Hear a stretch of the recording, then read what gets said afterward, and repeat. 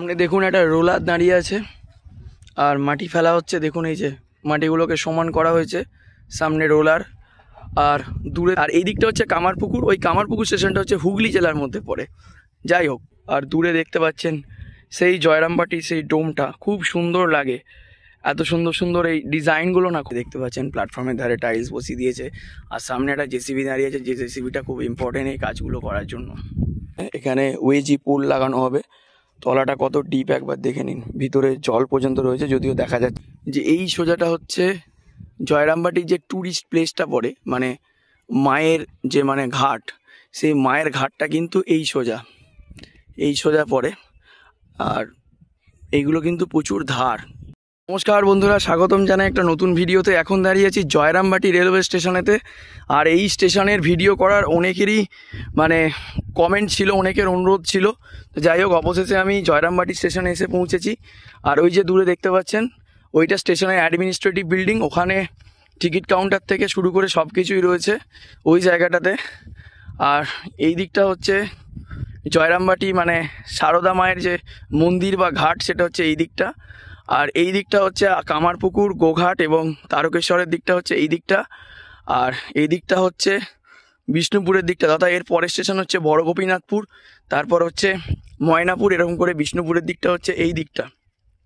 দেখতে পাচ্ছেন স্টেশনের কাজ কিন্তু খুব জোর কদমে চলছে।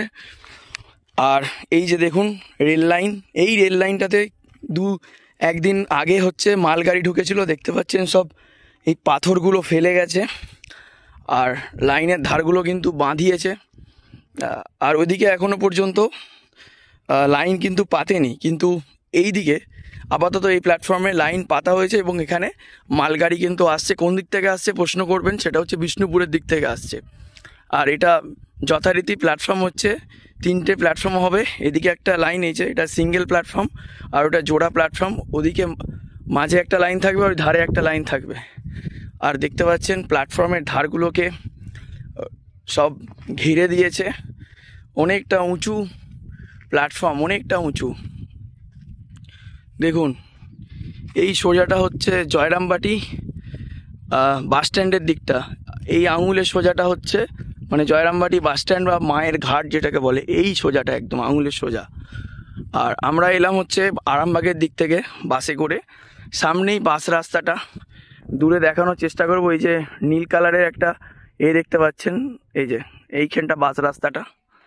আর দেখুন ওয়েজি পুল আর এসব কিন্তু ইনস্টল করে দিয়েছে, লাইট লাগিয়েছে। জানি না এই লাইটগুলো মনে হয় এখনও কানেকশান হয়নি, কারণ তার বেরিয়ে রয়েছে। বলতে পারবো না, বলতে পারছি না চলছে কি না। আর দেখুন এগুলো এখনও পর্যন্ত মাটি ফেলা রয়েছে প্ল্যাটফর্মে, মাটি দেখতে পাচ্ছেন। এগুলো এখনও কংক্রিটের ঢালাই এখনও হয়নি। ঢালাই হতে এখনও সময় লাগবে, মেবি অনেকটা সময় লাগবে।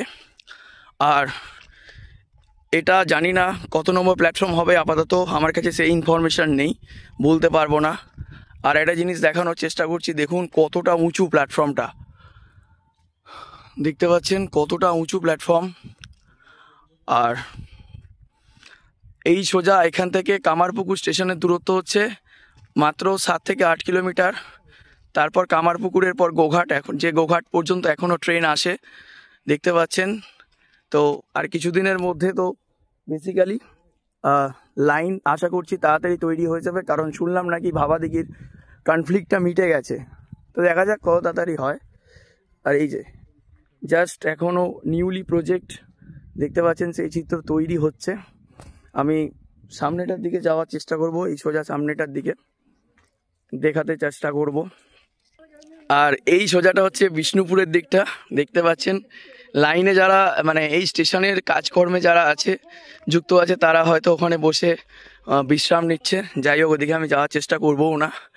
এইরকম বরাবর সোজা চলে গেলে দেখতে পাবো যেটা যে ধারগুলো বাঁধানো হয়েছে এই প্ল্যাটফর্মটা, আর মাটি কিন্তু ফেলা হয়েছে, আর কিছু হয়নি। এইটা হচ্ছে এই দিককার চিত্রটা, এই সোজা। আর এটা 12 কোচের প্ল্যাটফর্ম হবে আশা করি, কারণ হাওড়া থেকে যে সমস্ত ট্রেনগুলো আছে সব 12 কোচেরই ট্রেন। সো ডেফিনেটলি 12 কোচের। আমি ওই দিকটা পর্যন্ত যাওয়ার চেষ্টা করব। তবে বন্ধুরা, ভিডিও কিন্তু খুব বড় হয়ে গেলে সবারই দেখতে বিরক্ত লাগে। তো বারবার করে বলছি, ভিডিওটা চেষ্টা করছি ছোট ছোট করে বানানোর জন্য। ঠিক আছে, আর আপনাদেরকে আপডেট দিতে থাকার জন্য। আর অনুরোধ করব, সবার অনুরোধে জয়রামবাটিতে এলাম, কিন্তু অনেক অনুরোধ করেছেন, অনেকে বলছেন দাদা আপনি জয়রামবাটি যাচ্ছেন না কেন, জয়রামবাটি যেতে আপনার কি সমস্যা? দাদা জয়রামবাটি যেতে আমার কোনো সমস্যা নেই, সমস্যা হচ্ছে আমার সময়ের সমস্যা, তার জন্য আমি আসতে পারছি না। তো এটাই হচ্ছে মেইন সমস্যা। যাই হোক, আজকে অনেক সমস্যা সমাধান করে জয়রামবাটিতে অবশেষে এসে পৌঁছেছি। আপনাদের কাছে এটা কিন্তু আমার বিনীত অনুরোধ যে দয়া করে ভিডিওটা দেখবেন, ভিডিওগুলো শেয়ার করবেন। এখন বাজে ঘড়িতে 1:54, রোদের জন্য বুঝতে পারা যাচ্ছে না, প্রচুর রোদ। দেখুন সূর্যি মামা কিন্তু একদম মাথার ওপরে রয়েছে, আর প্রচুর খাখা করছে রোদ। এই মুহূর্তে ভিডিও বানানো এখানে তো নেক্সট টু ইম্পসিবল, কিন্তু দর্শকদের অনুরোধে, আপনাদের মতো প্রিয় দর্শকদের জন্য আমি সবসময় আছি, এবং আপনারা ছাড়া আমরা কিছুই না। তো সেই হিসাবে বন্ধুরা ভিডিও করতে এসেছি। তো বন্ধুরা যেটা বলছিলাম যে এটা 12 কোচের প্ল্যাটফর্ম হবে, আর ডেফিনেটলি 12 কোচের ট্রেন আসবে হাওড়ার দিক থেকে। তো যেমন আমাদের 12 কোচের ট্রেন তারকেশ্বর হাওড়া সাইডে চলে, তো সেরকমই চলবে বন্ধুরা, একদমই সেরকম কোনো সেই নিয়ে কোনো শঙ্কার বিষয় নেই। আর এদিকটা হচ্ছে ডাউন প্ল্যাটফর্মটা, এই ডাউন প্ল্যাটফর্মটা দেখুন একাধিক সব টাইলস সব রেডি রয়েছে, ওদিকেও কিন্তু মাটি ফেলেছে, কাজ কিন্তু জোর কদমে চলবে এবং চলছে। আর দূরে দেখুন এই যে স্ল্যাবগুলো বসিয়ে দিচ্ছে, যার উপরে কিন্তু এরকম ভাব টাইলস বসিয়ে প্ল্যাটফর্মটা উঁচু করবে। অ্যাকচুয়ালি আমরা যেখানে, কারণ এখানটা তো খুব ইম্পর্টেন্ট, এই পোর্শনটা খুব ইম্পর্টেন্ট, তার কারণ হচ্ছে কারণ এখানে আমরা কিন্তু পা দিয়ে ট্রেন থেকে নামি, তাই এই জায়গাটা খুব ইম্পর্টেন্ট। এই জায়গাটা যদি ঠিকঠাক না করা হয় তাহলে কিন্তু দুর্ঘটনা ঘটতে পারে, তো সেই ক্ষেত্রে কিন্তু খুব ইম্পর্টেন্ট। আর দেখুন কিন্তু লাইন সোজা কিন্তু বরাবর পাতা হয়েছে। আমি সামনের দিকে যাওয়ার চেষ্টা করব, দেখানোর চেষ্টা করব লাইনটা কেমন ঠিকঠাক রয়েছে কিনা, তো সেটা দেখানোর চেষ্টা করব বন্ধুরা। এই ভিডিওটা আপাতত এই পর্যন্তই, নেক্সট পার্টে দেখতে পাবেন একদম জয়রামবাটি স্টেশনে এখনও পর্যন্ত যা যা হয়েছে প্রত্যেকটা পার্টে আপনারা দেখতে পাবেন যে ডিটেলসটা কি। চলুন বন্ধুরা, আপাতত ভিডিওটা এই পর্যন্তই রইল।